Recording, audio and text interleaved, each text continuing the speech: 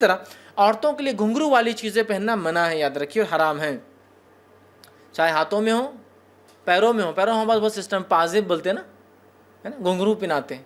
اتنی تعجب خیز بات ہے، اتنی تعجب خیز بات ہے کہ ایک تو وہ ہوتا ہے جس سماج میں کسی کو علم نہ ہو، جیسا کہ مثال کے طور پر ایک مثال دے رہا ہوں اسے سمجھنے کے لیے۔ ہمارے پاس ایک کھانا بنتا ہے، گڑ اور کیری کو ڈال کر بناتے ہیں، کیا بولتے ہیں اس کو؟ گڑ امبا، ہے نا، مراٹھی میں بہت مشہور ہے گڑ امبا بنائے تھے۔ لیکن کیا آپ کو معلوم ہے آندھرا میں آپ گڑ امبا بولیں گے تو گڑ امبا، اور اتنا شراب کو بولتے ہیں گڑ امبا، کیونکہ تو وہاں آم کیری سے اور گڑ سے شراب بنتی ہے ایک، سمجھے آپ؟ تو انہوں نے تیلگو میں نہیں بلکہ مراٹھی لیا گڑ امبا، مطلب سمجھ میں نہیں آیا، پتہ نہیں کیوں یہ وجہ ہے، تسمیہ کی اس کی وجہ، لیکن وہ شراب بناتے گڑ سے، اور اس کو کیا بولتے ہیں؟ گڑ امبا۔ تو اگر آپ آندھرا میں بولیں گڑ امبا تو دیکھو یہ تو ایک ہوتا ہے معلوم نہ ہونے کے بنیاد پر کہ بھائی ایک تہذیب میں ایک معنی ہے۔ ہمارے کلچر اور تہذیب میں انڈیا میں گھنگرو کون سی عورتیں باندھتی ہیں؟ گھنگرو کون سی عورتیں باندھتی ہیں؟ چلیے ایک تو میں ایسا گڑمبا کی مثال دیا، ہم کو نہیں معلوم کہ آندھرا میں گڑمبا بولے تو شراب ہے، لیکن ہمارے پاس گڑمبا بولے تو بہت لذیذ کھانا ہے جو آم آنے سے پہلے کیریوں کا بنایا جاتا ہے، اور بہت لوگ شوق سے کھاتے ہیں، اس میں گڑ سے اور کیری سے بنتا ہے، اور میٹھا ہے وہ قسم کا۔ تو یہ تو معلوم نہ ہونے کی وجہ سے ہمیں سب، لیکن میرا یہ سوال ہے ہمارے تہذیب میں گھنگرو کون سی عورتیں باندھتی ہیں؟ مشہور ہے نا، ناچنے والیاں، بری عورتیں۔ پھر میرے بھائیوں اتنی عقل تو انسان کو ہونا، اپنی بچیوں کو آپ گھنگرو پہناتے پیروں میں اور ہاتھوں میں۔ میں تفصیلات میں بھیجا، ایک تو معلوم نہ معلوم ہے، گھنگرو پہنانا منع ہے، حرام ہے۔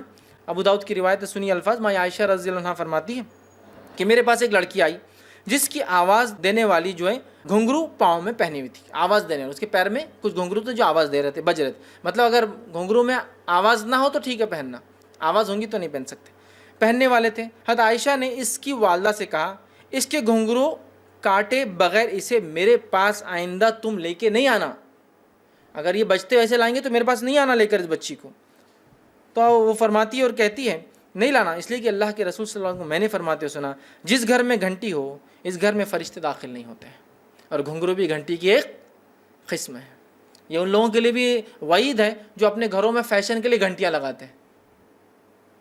گھنٹی نہیں لگا سکتے آپ ڈور بیل لگائیے الگ بات ہے، بجانے گھنٹی نہیں، گھنٹی سے منع کیا آپ، ٹھیک ہے، گھنٹیاں ہوتی نا، لگا نہیں سکتے آپ۔ اسی طرح جو ہے جب عورت پاؤں میں گھنگرو پہنتی ہے تو رحمت کے فرشتے اس سے الگ ہو جاتے ہیں۔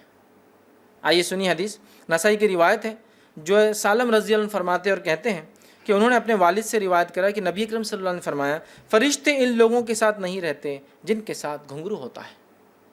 تو جو عورت گھنگرو پہنتی ہے اس کے ساتھ بھی فرشتے اس کے ساتھ ہی نہیں ہوتے جو گھنگرو پہنتا ہے نا۔ ہمارے بچیاں پیدا ہوئی چھٹے دن چھٹی منا رہے، گھنگرو، پیر میں گھنگرو، کیا تعلیم دے رہے آپ، مجھے سمجھ میں نہیں آ رہا، کیا ایکسپیکٹیشن رکھ رہے بچی سے، کیا بنانا چاہ رہے کچھ سمجھ میں نہیں آ رہا مجھے۔